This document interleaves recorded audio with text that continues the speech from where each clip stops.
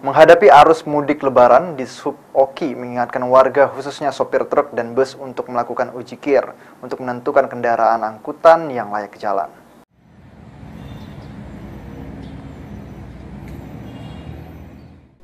Dikemukakan Kepala Unit Pelaksana Teknis Uji Berkala Kendaraan Bermotor Dinas Perhubungan Ogan Komering Ilir, jika rem merupakan spek utama dalam uji kendaraan, karena rem merupakan bagian terpenting dalam berkendara. Selain rem, hal lain yang jadi perhatian dalam uji kir yaitu lampu dan bak mobil kendaraan khususnya truk.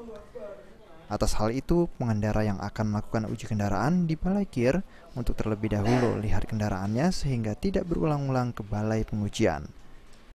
Penting itu adalah rem. Untuk spek-spek lain itu bisa kita lihat di lapangan secara teknisnya. Jika remnya tidak laik, dipastikan tidak lulus ya?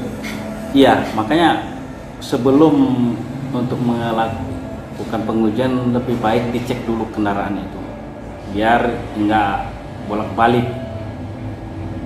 Selain item rem, apa lagi yang menyebabkan tidak lulus? Lampu depan, lampu. Soal kendaraan dari luar daerah, UPT PKB Dishub Oki bisa juga melakukan pengujian di Balai Kir Kayu Agung Oki sepanjang ada surat rekomendasi. Ahmad Romawi, PAL TV.